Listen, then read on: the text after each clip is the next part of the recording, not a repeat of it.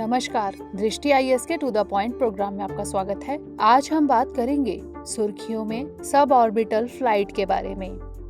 सबसे पहले जान लेते हैं कि यह चर्चा में क्यों है।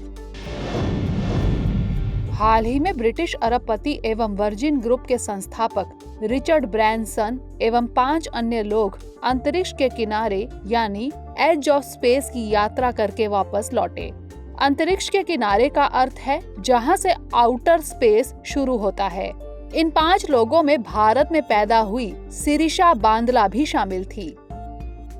VSS यूनिटी रॉकेट से न्यू मैक्सिको में स्थित स्पेस पोर्ट से उड़ान भरने के लगभग 1 घंटे बाद वे पृथ्वी पर वापस आ गए। इस दौरान वे लगभग 85 किलोमीटर ऊंचाई तक गए एवं 3 से 4 मिनट तक भारहीनता का अनुभव करने के बाद सफलतापूर्वक पृथ्वी पर वापस आ गए। ऐसी यात्रा को सब ऑर्बिटल फ्लाइट कहा जाता है। अब जान लेते हैं सब ऑर्बिटल फ्लाइट के बारे में।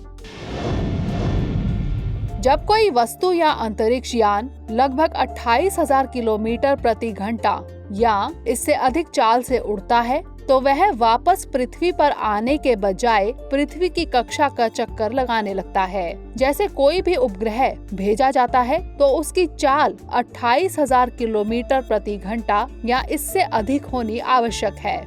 लेकिन जब कोई ऑब्जेक्ट या स्पेसक्राफ्ट 28,000 किलोमीटर प्रति घंटा से कम चाल से उड़ता है तो वह पृथ्वी पर वापस आ जाता है। ऐसी उड़ान जिसमें स्पेसक्राफ्ट की चाल 28,000 किलोमीटर प्रति घंटा से कम हो उसे सब ऑर्बिटल फ्लाइट कहा जाता है। इसमें अंतरिक्ष यात्री स्पेस में तो चले जाते हैं लेकिन पृथ्वी की ऑर्बिट में प्रवेश नहीं करते हैं। यही कारण है इसे सब ऑर्बिटल फ्लाइट कहा जाता है। इस तरह की उड़ान में अंतरिक्ष यात्री एक ऊंचाई तक जाने के बाद कुछ मिनट तक भारहीनता का अनुभव करते हैं। रिचर्ड ब्रैनसन एवं उनकी टीम की उड़ान एक सब ऑर्बिटल फ्लाइट ही थी।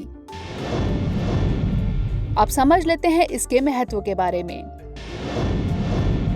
सब ऑर्बिटल फ्लाइट के महत्व में निम्नलिखित शामिल हैं। स्पेस टूरिज्म को बढ़ावा मिलेगा, माइक्रोग्रेविटी के रिसर्च में सहायता मिलेगी और ऐसी उड़ानों के तहत होने वाले एक्सपेरिमेंट्स अंतर्राष्ट्रीय अंतरिक्ष स्टेशन पर होने वाले एक्सपेरिमेंट्स की तुलना में सस्ते होंगे।